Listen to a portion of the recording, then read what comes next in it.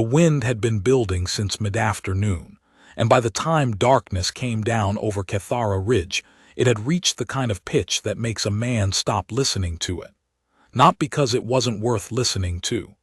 Because if you listened to that sound for too long, you started to hear things inside it that weren't there. I'd learned that the first winter. My second winter on the ridge, I didn't make that mistake anymore. I kept the stove fed, I kept the lamp at a reasonable level, and I did not sit with my ear turned toward the door when the weather came through. That night I was working on the survey maps. Old habit, I'd been a geology contractor for the compact for 19 years, and even retired, I still found something settling about contour lines. The ridge was mineral-rich in 3 formations I'd never fully documented, and it gave me something to do with my hands in the evenings that wasn't thinking about other things. I had a pencil in my hand and a fresh sheet of paper pinned flat on the table, and the particular formation I'd been trying to draw an accurate cross-section of for 3 weeks was almost cooperating. I'd been out on the ridge for 6 hours the previous day with the survey rods, and the data I'd come back with was better than anything I'd managed since autumn. I heard the snow against the east-facing wall and knew the storm had made its final turn. There was a particular sound the hut made when the wind shifted from the northeast, a low resonance in the stone near the door frame, like the mountain clearing its throat. I'd been waiting for it. When it came, I got up and added 2 more pieces to the stove, closed the damper a quarter turn and sat back down. The pencil was back in my hand. The formation's upper stratum was giving me trouble. The contact line between the iron oxide layer and the gray granite below it was irregular in a way that resisted easy representation. I was working on a solution to that when I heard the other sound. It wasn't much, a weight shifting against the base of the door. The hut sat on a narrow flat shelf of rock about 30 meters back from the ridge's main face, and nothing should have been able to reach it in that wind without making more noise on approach than I'd heard. The approach to the hut from the south required crossing 40 meters of open exposed shelf with no cover, and in that wind it would have announced itself long before it arrived at the door.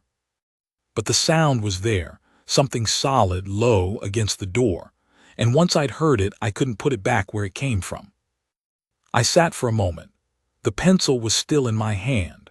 The lamp flickered when the wind found a gap somewhere in the east wall's mortar.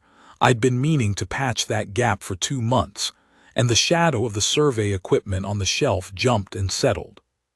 The stove ticked. I got up, pulled on my coat, and opened the door. She was on her side in the snow, her back against the base of the door frame, arms drawn in against her body the way people pull themselves together when they've given up arguing with the cold. The snow was in her hair, white hair, silver white, thick with it, and her skin was a deep navy blue that I took for bruising before I realized it was her. Her clothing was wrong for the mountain. It was ceremonial in some way I couldn't have named, a layered fabric with a kind of structural quality to it, the sort of thing worn for appearances rather than weather, and it was soaked through and plastered against her. There was blood on her right shoulder, dark against the blue of her skin, where the fabric had been torn. The tear was not a neat one. It had the ragged quality of something forced through. She was unconscious but breathing. I stood in the open door for exactly as long as it took me to register those facts, and then I crouched down, got my hands under her, and brought her inside. She was heavier than she looked, or I was older than I used to be, more likely both, and I had to work to get her across the threshold and onto the floor near the stove without dropping her. I kicked the door shut behind us. The wind hammered the east wall once, as if protesting, and then settled back to its general roar. I got a blanket from the cot and spread it on the floor, rolled her carefully onto it. The shoulder wound was real, a deep laceration, the kind you get from jagged metal or fractured composite paneling rather than a blade, and it had been bleeding long enough to seep through her clothing and start to cool. I cut the sleeve away with my field knife, working carefully because the fabric had dried partially to the wound in places, and pulling it away carelessly would have opened the bleeding again. I cleaned what I could see with the surgical wash from the kit above the stove, used the hemostatic packing.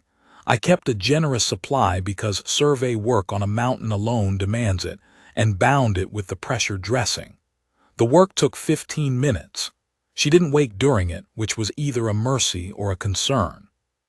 I settled on mercy for the time being and checked her breathing again, which was steady. Her temperature was wrong, not the mild wrong of someone cold from the wind, the deep wrong of someone who'd been in it a long time without the resources to fight back. I got the second blanket, the heavier one I kept folded at the cot's foot, and layered it over her, pulled her closer to the stove, put water on to heat. Then I sat in my chair and watched her breathe, and waited to see what she would do. She did that for 2 hours, breathed slowly and then less slowly, while the stove worked and the wind pushed at the walls and the lamp held its level. I didn't try to wake her. The thing her body needed most right now was warmth and time, and waking her would spend energy she didn't have to spend. I fed the stove every 40 minutes, and I sat and I watched the color in her skin, the way her chest rose and fell, the set of her face. Around the second hour her color changed, not much, but the particular gray-blue cast that had been sitting on top of her navy skin started to lift, and the set of her face, which had been the flat absence of consciousness, began to carry something closer to sleep. Active sleep rather than the other kind. I could see her eyes move behind the closed lids, which was a good sign. I heated broth, dried, from a packet, the kind I kept for myself on long survey days, and when she stirred sometime after midnight I was there with it. She opened her eyes and looked at me without alarm. That was the first thing I noticed about her. Most people waking in an unfamiliar place after the kind of night she'd had would have shown some alarm. A flinch, a reach, a search of the room. She looked at me with those pale frost-gray eyes. They had an interior quality to them, the faint luminescence of something biological rather than cosmetic, the kind of thing you read about in the Compact's biological diversity documentation and don't quite believe until you see it, and her expression was simply attentive. Measuring, maybe, but composed. "Broth," I said, and held the cup out. She looked at the cup. Then she tried to push herself upright, and her shoulder reminded her of the wound, and she stopped. "Don't," I said. "It's packed and bound, but it needs time. You can drink lying down." She accepted this without argument. I tilted the cup and she drank from it in careful sips, her eyes on the middle distance, thinking about something I wasn't part of. When the cup was half empty, she turned her head slightly and looked at the hut, the stone walls, the shelf of survey equipment, the folded maps on the table, the single lamp, the kettle on the stove. "Where is this?" she said. Her trade language was precise and formal, the kind you learn from instruction rather than use. An educated speaker, then. No hesitation in it, no searching for words. "Cathara Ridge," I said. "Survey Station 14, though that's a generous name for it. It's my hut." "How far from the Velsorin way station?" 12 kilometers by the direct route. More than 20, by anything a person could walk in this weather. She was quiet for a moment. Her gaze was going somewhere interior. "The storm will hold. Through tomorrow at least, maybe the day after." I paused. Outside, the wind had found its second voice, lower than before but wider, the sound it made when it was settling in for the duration rather than showing off.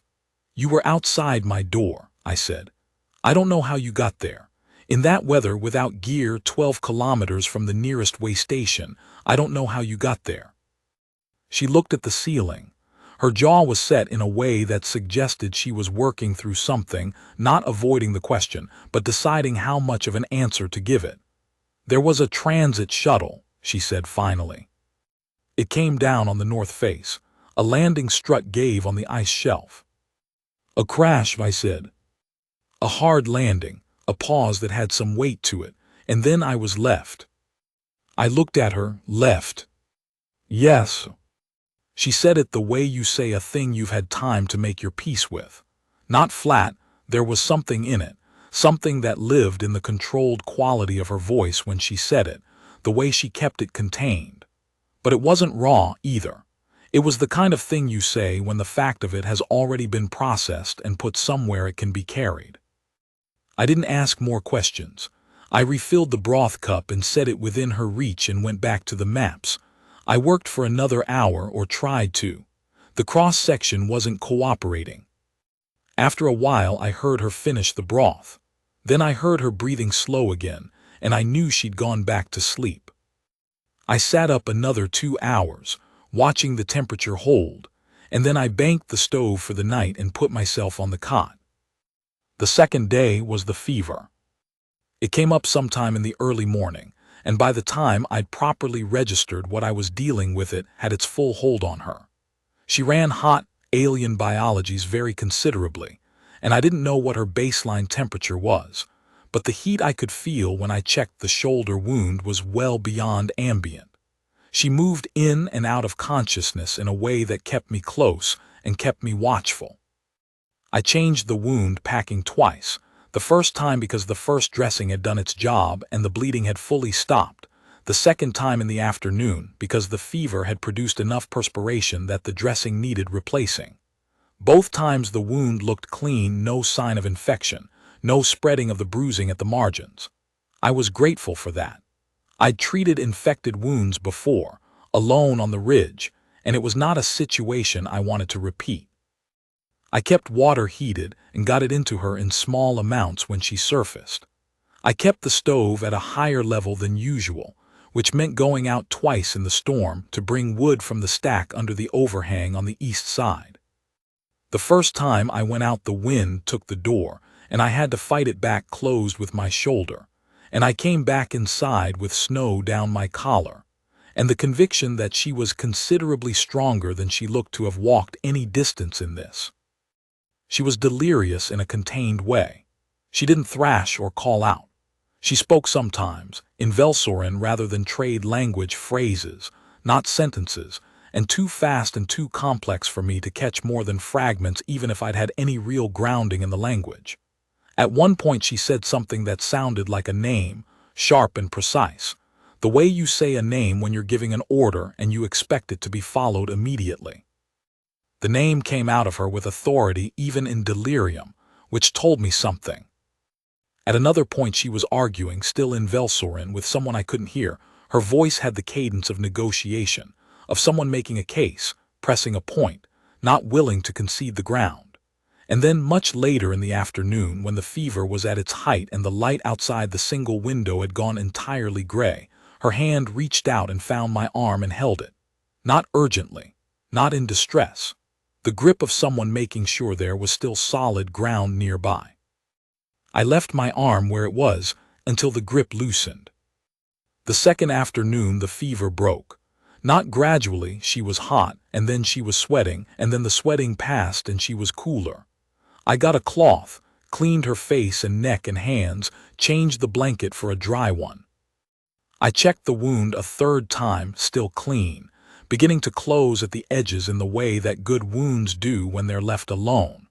Her breathing had steadied to something that sounded like rest rather than effort. By evening she was properly awake and she stayed that way.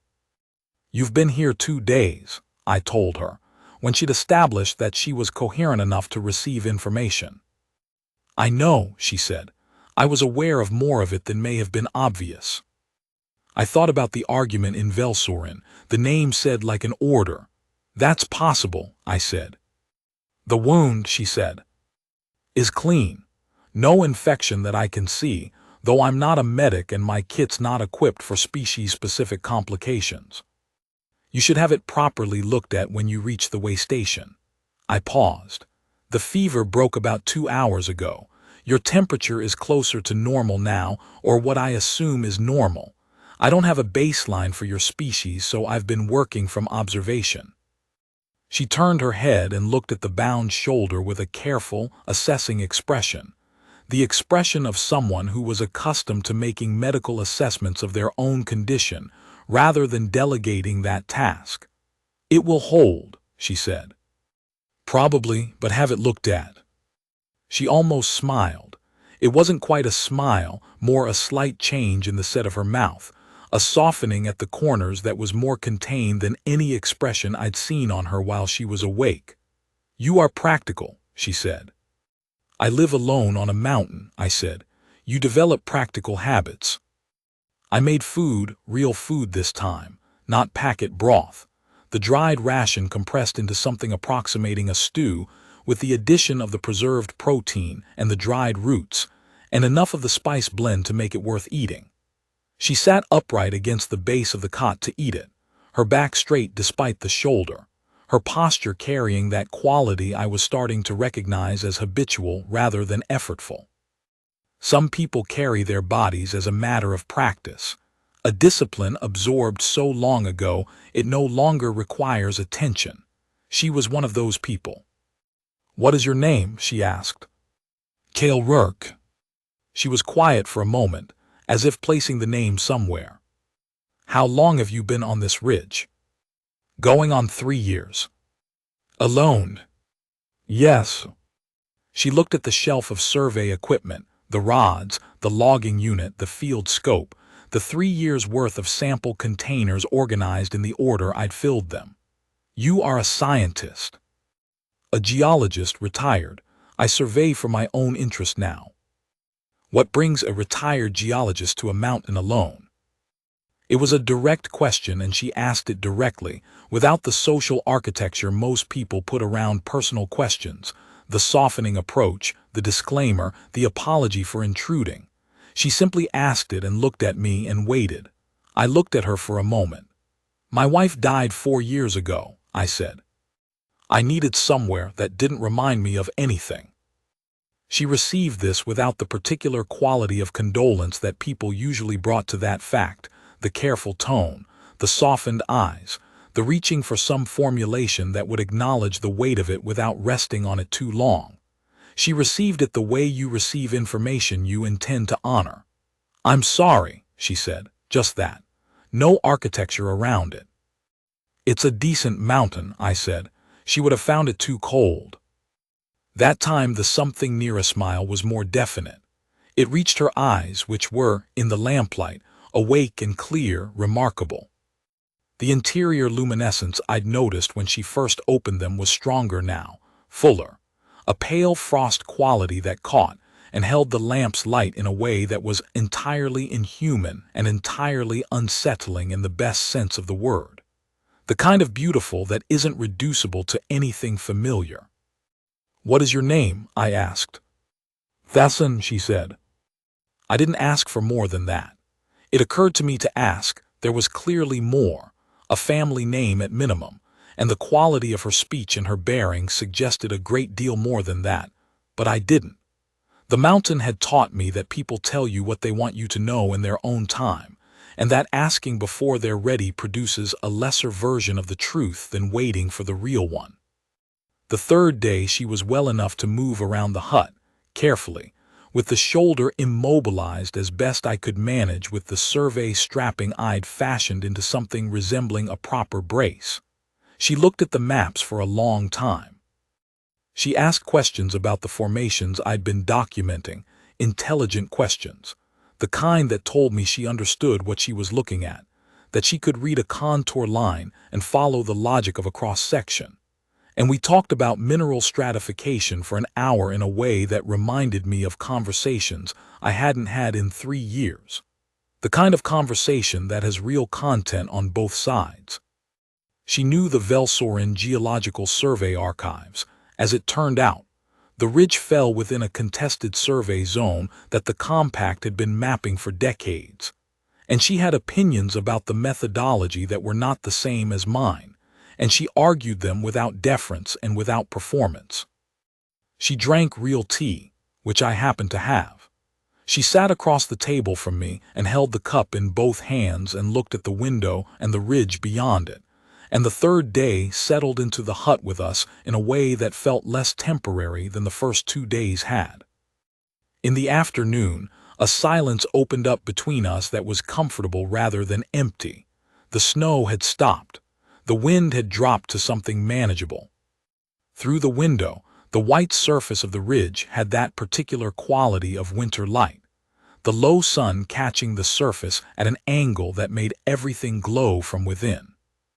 "My escort captain," she said, eventually, looking at the window rather than at me, determined that the crash provided a useful opportunity. I looked at her. "There is a faction within the Velsorin court," she said, "that has been concerned about the direction of my regency, the direction I have been taking it." She paused. Her voice was even. She'd thought through how to say this. I could tell the precision of someone who has rehearsed a difficult piece of information enough times to deliver it without the emotion getting ahead of the content. "My presence has become an obstacle to certain arrangements they prefer. The crash landing was real, the strut did fail, but the decision to leave me was a decision.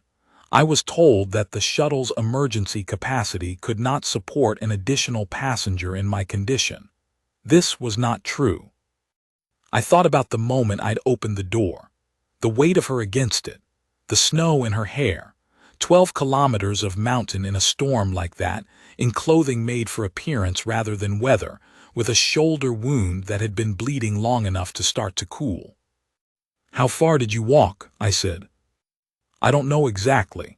I was not in full condition for distance estimation. In that weather with that shoulder, mountain terrain. Less than 12 kilometers. I did not come from the way station direction. I came from the north face." "That's worse," I said. The north face was steeper, the footing less predictable, and the wind from the northeast hit it first and hardest. If anything, the north face in that storm would have been worse than the exposed shelf below the hut. "Yes," she said. She set the teacup down on the table. Her hands rested on the surface, the long navy blue fingers lying flat. "I walked until I could not walk, and then I rested, and then I walked again. Several times. The shelter possibilities on the north face are limited in open storm conditions. When I found the rock shelf below the hut, I was close to the end of what I had to spend." "Why did you keep going?" I asked. "In that condition, in that weather?" "You could have tried to shelter on the north face, found a rock formation, got out of the direct wind, waited for the storm to ease." She thought about this, not deflecting the question, actually thinking about it. "I saw the light," she said. "Your lamp, through the storm from the shelf. It was there and it was possible, and so I went toward it." I looked at the lamp on the table. I kept it burning through the night. Not for any particular reason, habit, and the fact that absolute dark on a mountain alone got into your sleep in ways that weren't useful. The lamp burned all night, every night. 3 years of winters on the ridge, and the lamp burned all night. "I was aware," she said quietly, "that I might reach the door and find it closed. That whoever lived here might look through the window and make a calculation about the cost of opening it, about the risk, or the complication, or the simple inconvenience. I was aware of this possibility. I went toward the light anyway." She said this without accusation and without emotion. It was a statement of fact. She had weighed the possibility, had looked at it clearly in the cold, with her shoulder bleeding and her resources nearly spent, and she had gone toward the light regardless, because the light was there and she was still moving, and that was the only calculation that mattered. I thought about the moment I'd heard the sound at the door and sat for a moment before getting up. I remembered the sound clearly now, the weight shifting, the low contact against the door frame. I'd sat for a moment. I'd had the pencil in my hand. The moment had not been long, but it had existed. "I didn't look through the window," I said. "No," she said, "you opened the door." There was a quality in the way she said it that I didn't examine too closely at the time. A weight. I let it sit. That evening she asked me, carefully, if I had any way to contact the way station. I had a long-range comm unit, old, reliable, the kind the compact had issued for survey stations before they moved to the satellite relay system that didn't reach this far up the ridge. I showed it to her. She looked at it carefully, handled it for a moment with the attention of someone who understood the technology, and then she sat with it and composed a message. I stepped outside to check the wood stack and give her the privacy of it. When I came back in, she had set the unit back in its place on the shelf, and her expression was settled, a thing decided. She didn't tell me what the message said, and I didn't ask. The next morning, the storm had dropped to a hard wind and occasional snow. By midday it was clear enough to see the lower ridge. She stood at the window for a long time, looking at the white surface of the mountain below the hut, tracking something I couldn't see. I left her to it. I worked at the table, or tried to. I was aware of her at the window the way you're aware of a significant thing in your peripheral vision. It didn't demand your attention, but the attention went there anyway. "They will come tomorrow," she said when I brought tea. "Your people." "Not the escort." A pause. The window had her reflection in it, faint, the navy blue skin and the frost gray eyes looking back from the glass. "Different people, people I trust." I nodded. "Your shoulder will hold the cold for a day, if you keep it immobilized." "I know." I looked at her standing at the window. The silver-white hair had dried in the hut's warmth over 3 days into something loose and clean, falling past her shoulders. The wound had settled to the healing phase. I'd been checking it morning and evening, and it was doing what it was supposed to do without my interference. She stood straight, the wounded shoulder carried slightly forward in the brace, and there was something in how she stood at the window that made the hut feel different. Not smaller, just more occupied than it usually was. I had been alone for 3 years. The quality of alone you reach at 3 years is not the quality you have at 1 year. At 1 year, alone still has texture. You notice the absence, the silence, the single cup on the table.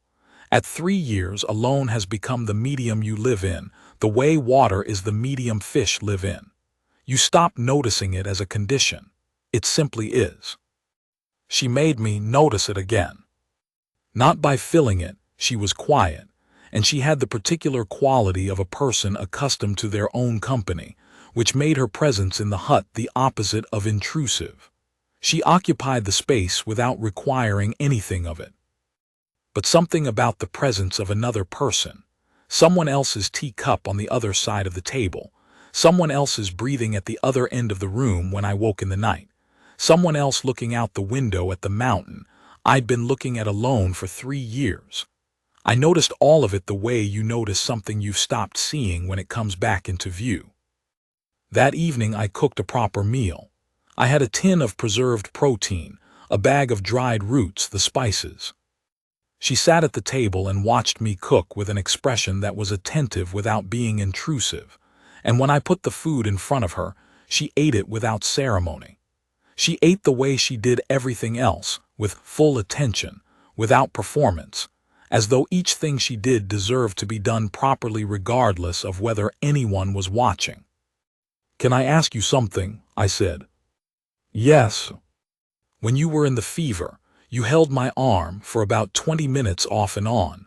I kept my voice neutral. "I'm not asking anything about that. I just wanted you to know, in case you didn't, that it happened, in case you thought you were alone in it."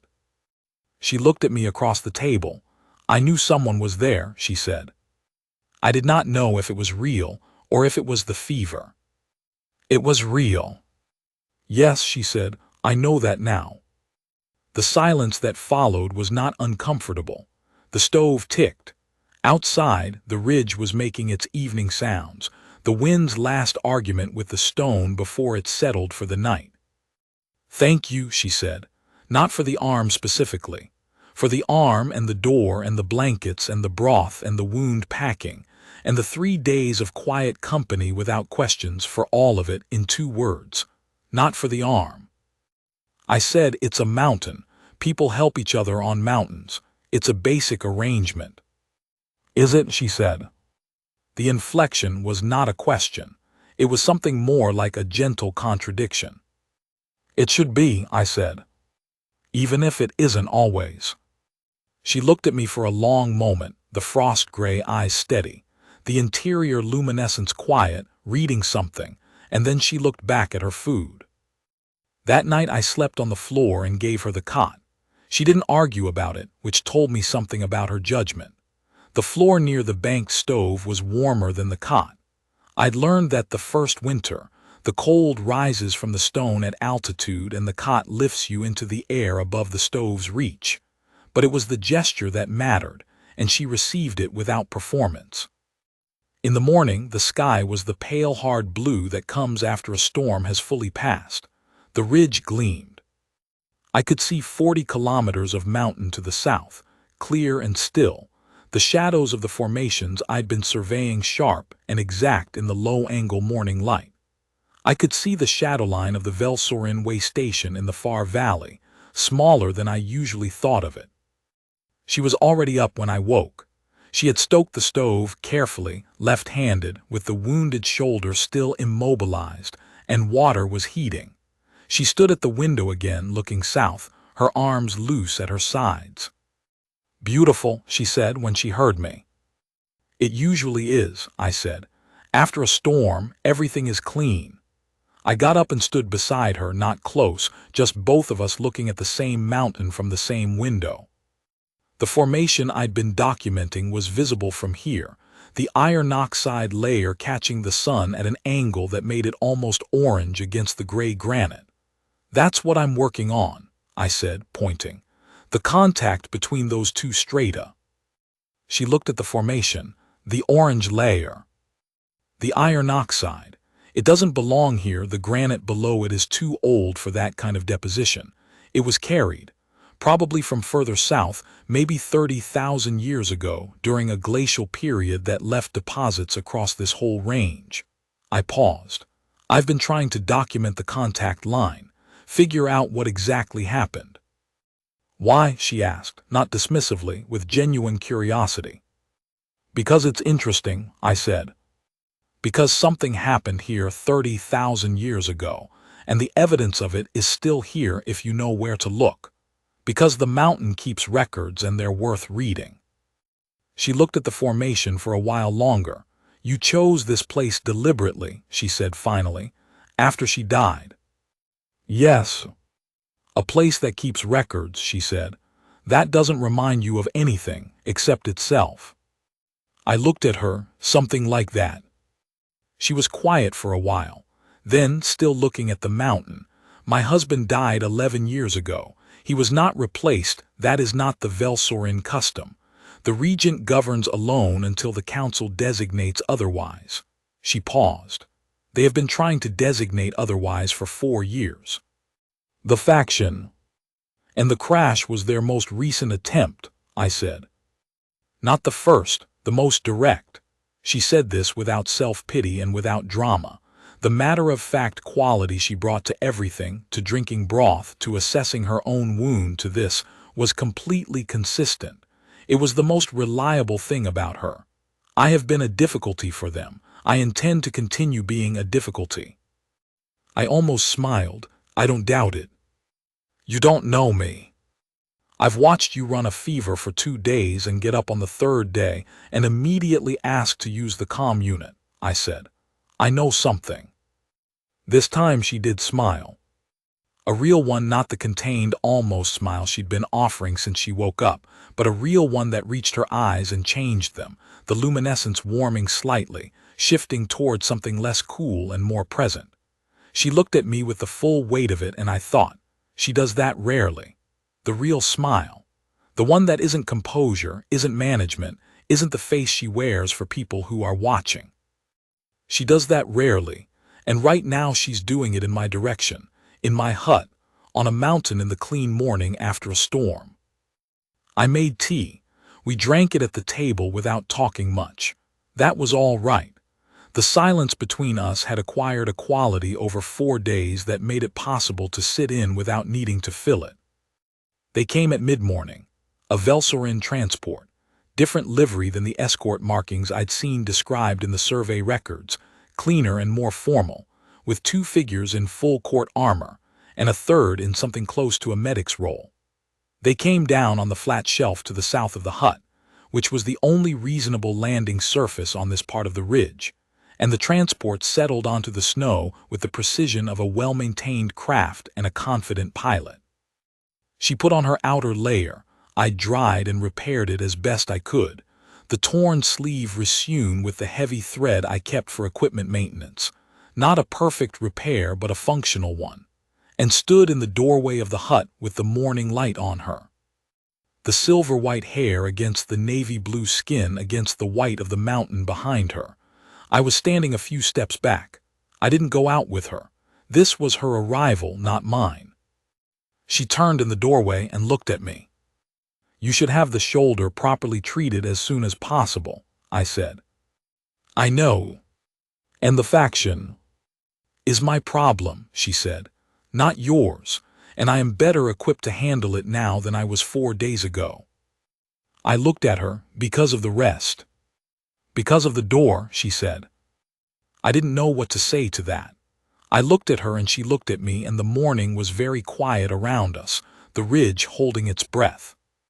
"You didn't look through the window first," she said. Her voice was even and deliberate, the voice she used when she wanted to be heard precisely. "You didn't calculate. You heard a sound and you opened the door. I have been thinking about that. What kind of person does that? What it means that such a person exists here on this mountain alone." "It's not." "It is," she said. "Do not minimize it. I have spent 11 years in a court full of people who calculate everything. I know what calculation looks like. I know the quality of a decision that has been weighed. You didn't weigh it. You opened the door." The armor figures were moving toward the hut across the shelf, their breath visible in the cold morning air. She turned back to them, and something happened to the way she stood. The composure was still there. It was always there, but it added a dimension, a formality, like a light being turned to full brightness. She became, in a perceptible moment, something more than the woman who had drunk tea across my table and argued about geological methodology. She became someone whose movement carried the weight of a title she hadn't told me she held, and I understood in that moment that the 3 days in my hut had been, for her, the only time in a very long time when that hadn't been true. When she had simply been Thesson in a hut with a geologist, and no one needed her to be anything else. She spoke to the armor figures in Velsorin quickly, and one of them came to me with a formal inclination of the head that I gathered was a significant acknowledgement, not the social gesture of a subordinate but something with protocol behind it. The medic went to her shoulder and said something that she listened to carefully and then responded to briefly. Her expression from where I stood confirmed what I'd told her. She turned back to me one last time from the edge of the flat shelf. The mountain was behind her, the hard blue sky above it, the white of the ridge below. "Kael'Rurk," she said. "Thesson," I said. She held my gaze for a moment, the frost-gray eyes steady, the morning light finding the luminescence in them and making it visible even at this distance.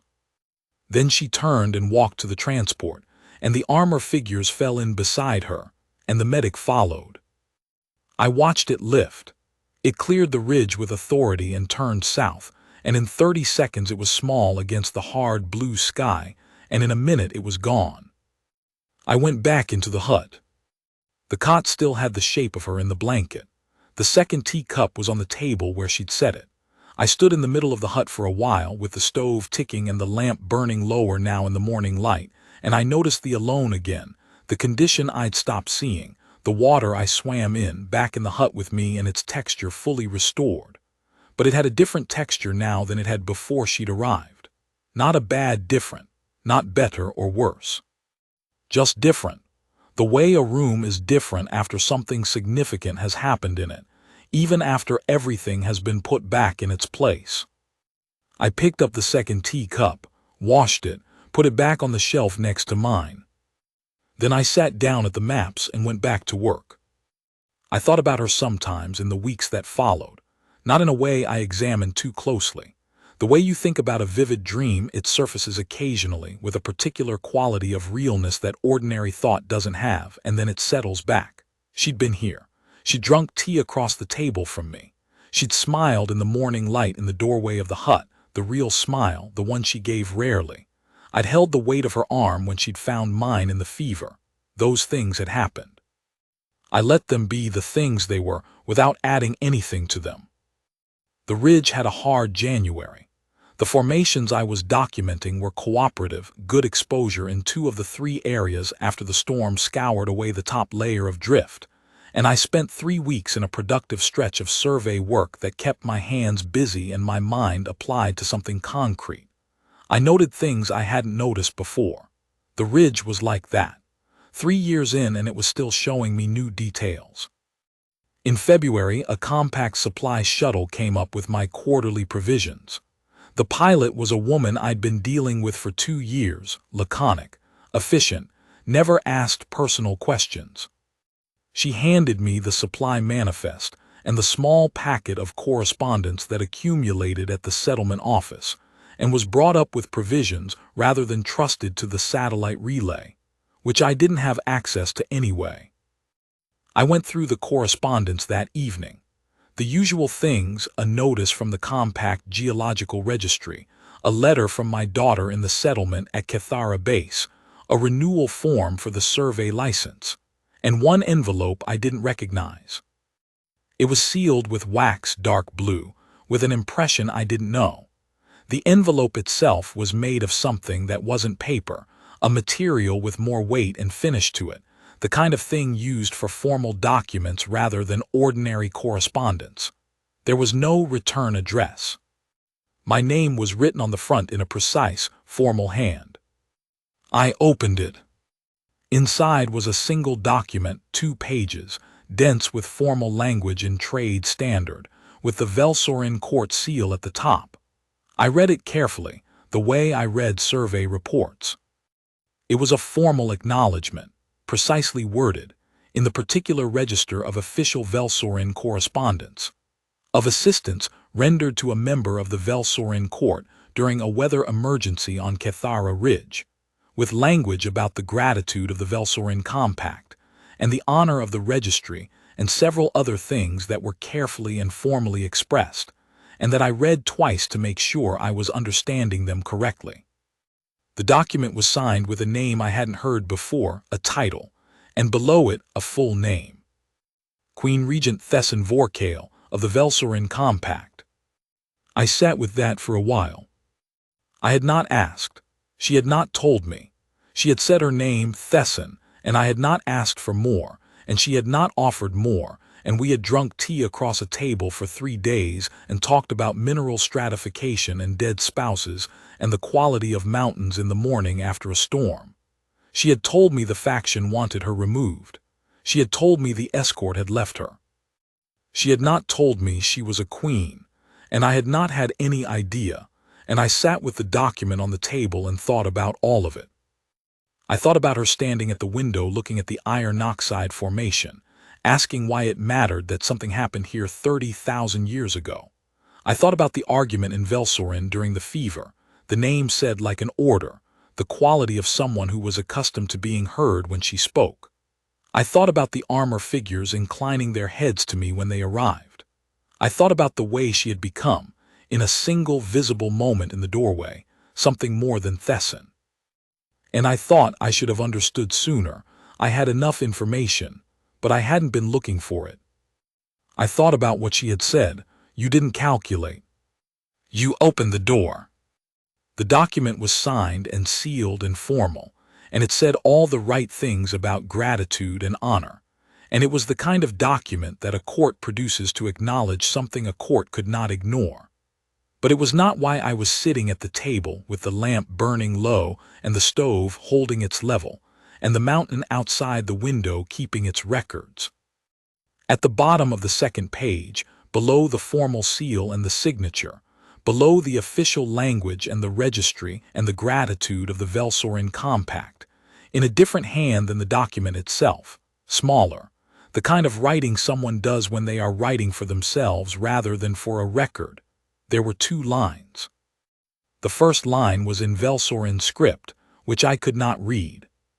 7 or 8 characters, precise and deliberate, written with the same quality of attention she brought to everything else. Below them, in plain trade language in the same hand. You opened the door. I set the document down on the table. The lamp was burning low. I'd been reading for longer than I'd noticed. The stove had settled to embers.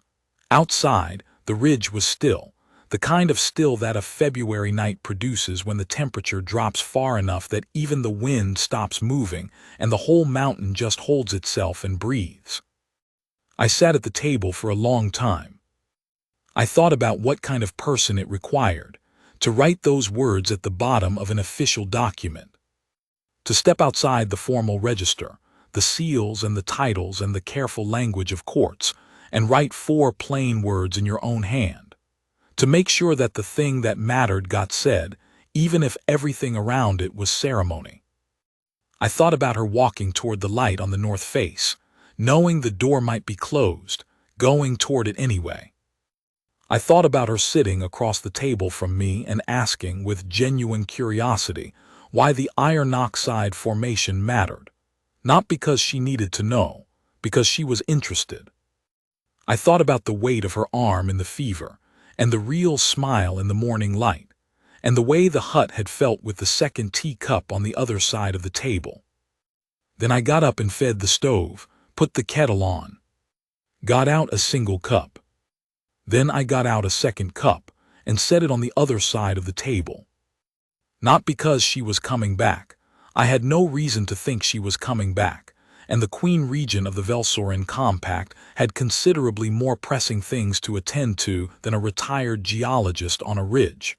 Not in hope or expectation, because the cup on the other side of the table was the right thing. The way opening the door was the right thing. Not because someone was watching or calculating or expected anything. Because the cup on the other side of the table was simply what the moment called for, and I was a person who tried to do what the moment called for, and that was the whole of it. The kettle heated. The lamp held. Outside, the ridge was clean and white and still, and the stars over Cathara were the way they get in February. So clear and close, you could almost believe the mountain had lifted you up to meet them halfway. I poured 2 cups of tea. I drank mine and let the other one cool beside the letter on the table, and I sat with the mountain outside the window and the lamp and the stove and the silence that had its texture back, and I thought, she is alive. She walked toward a light and found a door that opened. She is alive, and her court knows it, and whatever comes next for her, the faction, the regency, the 11 years of governing alone, the arrangements she has refused to concede, she is in it. She is still moving. She is still herself. That was enough. That was more than enough. I cleared the table, washed both cups, and put them on the shelf side by side. Then I went to bed, and outside the mountain kept its records in the dark and the cold and the quiet, and the lamp kept burning the way it always did through the night.